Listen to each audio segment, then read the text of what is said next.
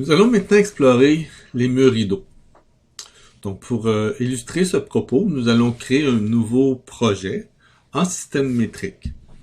Donc, je vais cliquer ici sur Nouveau modèle.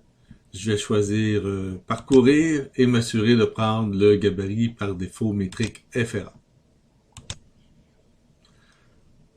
Et je vais faire OK. Je vous suggère tout de suite d'enregistrer votre projet. Donc, cliquez sur la fonction d'enregistrement et vous pourriez l'enregistrer dans le dossier prévu à cette fin. Donc, soit dans Documents dans Bureau, dans le dossier Revit 2020 de A à XYZ. Et on peut le sauvegarder directement à la racine. Donc, on pourrait utiliser le nommer tout simplement mur rideau. Donc, ce projet sera utilisé pour explorer les murs rideaux. Je vérifie les options, m'assurer de ne pas avoir trop de sauvegarde, et je vais faire OK.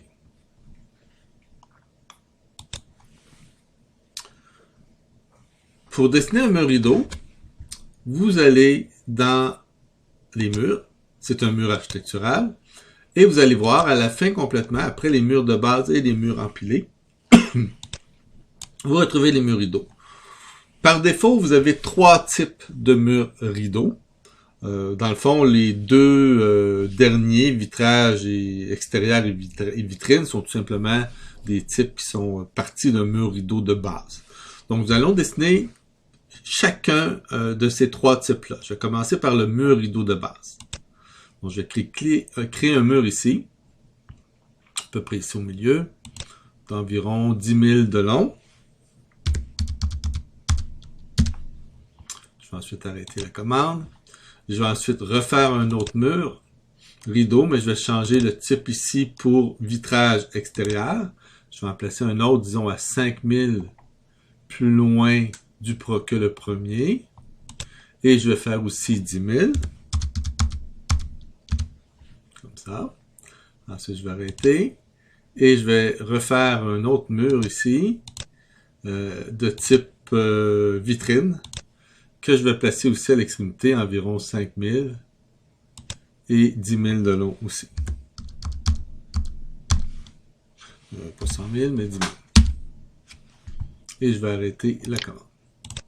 Bon, je vais juste reprendre les trois murs et les replacer un peu plus au centre. OK. Je vais maintenant aller visualiser. Actuellement, je les ai tous faits de la gauche vers la droite, ce qui fait que le côté extérieur du mur rideau se trouve du côté nord. Donc, si je viens faire l'évaluation ici, premièrement, je vais peut-être zoomer un peu en détail. Si vous montrez la vue en niveau élevé, on ne verra pas grand-chose non plus, vous avez quand même votre mur rideau qui est ici. C'est très très mince là, mais vous le voyez. Encore là, vous pouvez changer l'orientation du mur. Et vous allez avoir un petit icône qui permet de paramétrer certaines configurations du mur. On y reviendra un peu plus tard. On va aller les voir en façade maintenant. Donc, je vais aller ici sur la façade nord. Et vous voyez à ce moment-là vos trois murs rideaux. Donc, je vais juste ici étirer mes niveaux pour ne pas nuire à ma visibilité. Tout simplement. Donc, la différence entre les trois, c'est que vous avez ici un mur rideau complètement plein. Je veux dire, avec un seul panneau. D'ailleurs, je pense qu'on va plutôt les regarder en 3D. Ça va peut-être on va mieux les visualiser. Donc, vous voyez à ce moment-là vos trois murs rideaux comme ça. Remarquez que le côté, la façade ou non, vu que c'est transparent, on les voit quand même de chacun des côtés. Mais si je veux les revoir comme la façade nord, ça serait comme ça. Donc, vous avez un panneau plein ici. Donc, vous avez, dans le fond, c'est un mur rideau avec un seul panneau central, sans aucun quadrillage. Le second, c'est le même que le premier, mais avec des quadrillages d'ajouter. Question de pouvoir avoir des panneaux à l'intérieur. Et le dernier, encore là, c'est le même, c'est une dérivation, de celui-ci, avec des meneaux sur chacun des quadrillages qui ont été placés. Donc, si je prends, par exemple, je vais revenir peut-être sur ma vue nord ici. Donc vous voyez très bien vos quadrillages ici. Si je clique sur le... Quand vous sélectionnez un mur rideau, vous devez sélectionner son contour pour avoir accès à l'ensemble, on pourrait dire, du mur rideau. On verra plus tard qu'on peut aller chercher des composants à l'intérieur à l'aide de la touche Tab, mais pour l'instant, je vais juste aller chercher mon mur rideau principal. Donc, vous retrouvez les contrôles habituels pour les largeurs et la hauteur. Encore là, vous avez un petit icône qui va nous permettre de changer quelques paramètres directement par ici. Sinon, vous allez retrouver ici le mur rideau. On peut modifier le type. Naturellement, vous avez le même principe qu'un mur de base, donc vous pouvez rajouter une contrainte inférieure avec un décalage, contrainte supérieure, si par exemple vous voudriez qu'il arrête au niveau 2, mais vous voudriez qu'il arrête peut-être à moins 1000, disons, ça permettrait à ce moment-là que notre mur rideau arrêterait à ce moment-là sous le niveau 1 à une distance de 1000. Donc là, je vais le remettre comme c'était avant, question de mieux voir une surface ici pour le moment. Et encore là, comme autre option, vous allez retrouver au niveau... Oups, là j'ai perdu ma sélection. Donc ici, vous allez retrouver aussi une section un peu particulière qui sont les au niveau des quadrillages horizontal et des quadrillages quadrillage vertical et quadrillage horizontal, qui sont propres naturellement au mur rideau. Ensuite, les autres choses, c'est les mêmes notions que l'on retrouve pas mal dans toutes les autres types d'objets ou types de murs. Avant d'aller dans les modifications ici de quadrillage horizontal et vertical, on va aller regarder le type. Donc, la différence entre les trois murs rideaux que j'ai dessinés, c'est qu'ils utilisent, dans le fond, ce sont tous des murs rideaux, mais qui utilisent trois types différents. Comme le type vitrine, lui, premièrement, pour tous les murs rideaux, vous allez retrouver ces propriétés-là. Premièrement, la fonction, est-ce que c'est un mur rideau extérieur ou intérieur? Est-ce qu'il va y avoir un encastrement automatique? Ça, j'y reviendrai un peu plus tard. Qu'est-ce que ça veut dire? Le panneau du mur rideau, par défaut, c'est un panneau vitré, mais on verra plus tard aussi qu'on peut créer des panneaux opaques de couleurs, etc. La jonction des quadrillages, donc des meneaux. Est-ce que vous voulez que le meneau horizontal soit continu? Dans ce cas-ci, c'est le vertical qui est continu. À ce moment-là, les meneaux horizontaux vont arrêter au vertical. On verra qu'on peut... Ça, c'est la valeur par défaut. On peut les changer aussi individuellement après, si on veut. Et ici, vous avez remarqué que vous avez deux quadrillages. Donc, actuellement, par défaut, vous avez un espacement maximal pour le quadrillage vertical. Ce qui veut dire qu'il essaie de faire des quadrillages le maximum jusqu'à 1524.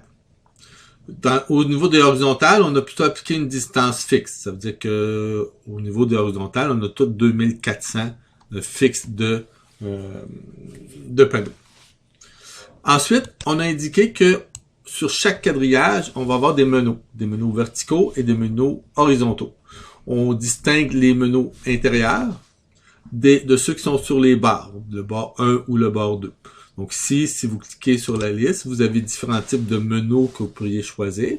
C'est une famille de profilés. Donc, ce serait aussi possible de créer nos propres profilés de meneaux pour pouvoir personnaliser l'apparence. Donc ici, je vais laisser les meneaux par défaut. Vous avez la même chose pour les meneaux horizontaux. Si je prends le type, donc là je vais faire annuler ici, et je vais aller sélectionner celui-ci. Et dans le type ici qui est vitrage extérieur et non vitrine, vous allez voir que les paramètres de quadrillage verticaux et horizontaux sont pas tout à fait les mêmes. Et vous remarquez qu'il n'y a aucun meneau qui a été appliqué. Donc c'est pour ça que vous ne voyez que les quadrillages, mais vous ne voyez aucun meneau. Et si je reviens au premier que nous avons fait, et que je vais modifier le type, vous allez remarquer que lui, dans son cas, n'a naturellement pas de meneau et n'a pas non plus de quadrillage. Donc les quadrillages, on peut les définir soit directement dans le type avec certains critères, soit on peut ajouter aussi des quadrillages manuellement à n'importe quel type de mur rideau, qu'il ait ou non des quadrillages d'appliquer. Donc, c'est toujours possible d'aller en ajouter par la suite. Donc, si je reviens sur le deuxième, juste pour vous montrer quelques explications au niveau des certaines propriétés. Donc ici, vous regardez que la présentation actuellement, le cadrage vertical, c'est une distance fixe. Donc si on avait mis 10 000 de large ici, donc par exemple, si je mets une distance fixe à toutes les 1000 pour le quadrillage vertical, ben là, vous allez remarquer que vous avez, c'est bien réparti également au niveau des caractères, verticalement. Par contre, si je le mets, disons, à une longueur de 10 500, ben là, à ce moment-là, vous allez voir que le décalage du 10 500 va se faire à gauche. Donc, il y a comme un décalage de 500 ici. Et ensuite, ben dans le fond, en réalité, le mur s'est fait de la droite vers la gauche. Donc, il a gardé le 1000 et à la fin, bon, il restait 500. Donc, il a fait un espacement de 500. Vous pouvez changer la justification, comme dans les propriétés ici. Si je prends le quadrillage vertical, la justification actuellement part du début. Donc, elle part d'ici vers la gauche. Maintenant, si je veux plutôt faire l'inverse, ben, je peux choisir la fin. Excusez-moi, le fin. Et à ce moment-là, vous allez voir que le décalage se fait à partir de la gauche et va vers la fin. Ou vous pouvez choisir le centre. À ce moment-là, il va répartir la distance également de chaque côté. Donc, ça nous permet de le faire de cette façon-là ici. Vous avez l'option de rajouter aussi des décalages. Comme par exemple, j'aurais pu garder la justification de début, mais décider de démarrer le premier au départ à 250.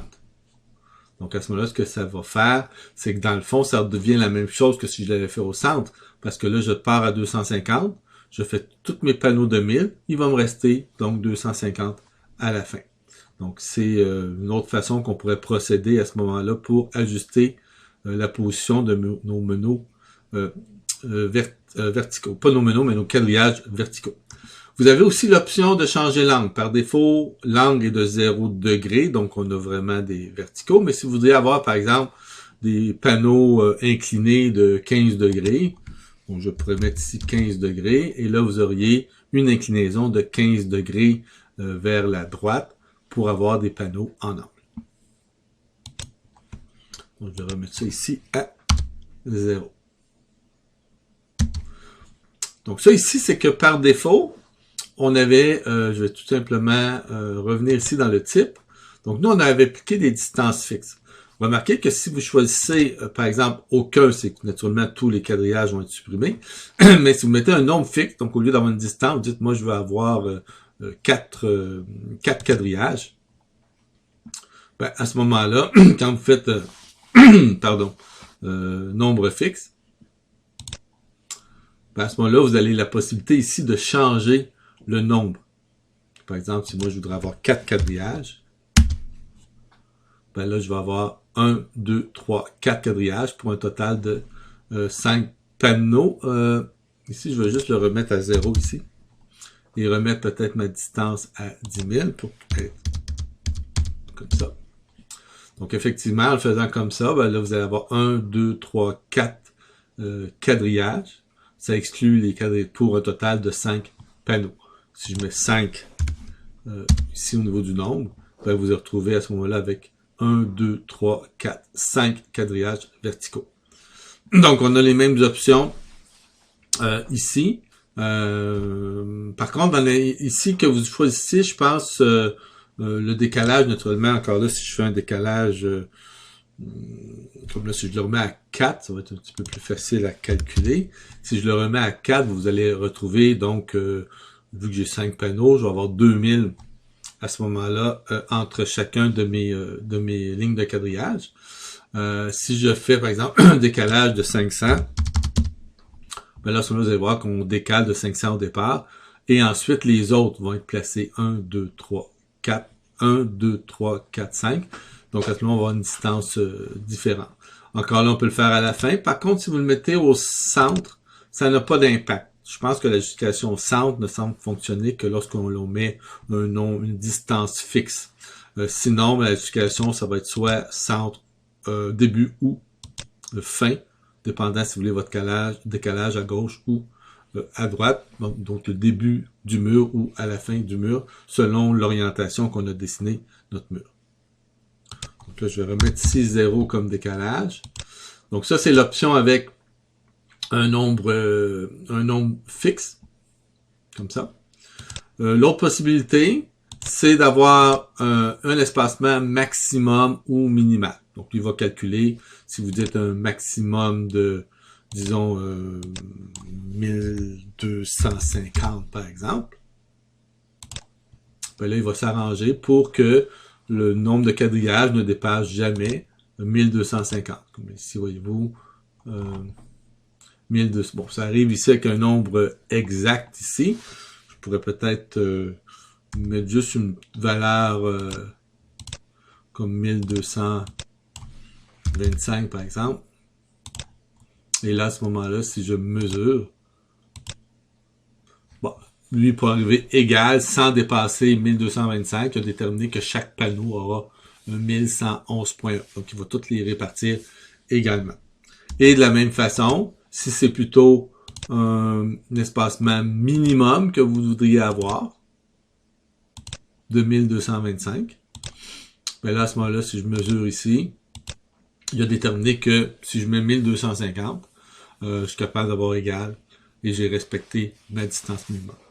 Donc, on a quand même plusieurs façons là, d'ajuster les paramètres de nos... là, j'ai fait un exemple, je vous ai montré pour les quadrillages verticaux, mais c'est la même chose naturellement avec les quadrillages horizontaux. Donc ça, c'est les types donc de base. Naturellement, c'est le même principe. On peut en dupliquer avec des critères différents. Et on peut aussi ajouter des quadrillages manuellement et ou encore modifier les quadrillages d'un ensemble déjà prédéfini par le type. C'est ce qu'on verra dans une prochaine vidéo.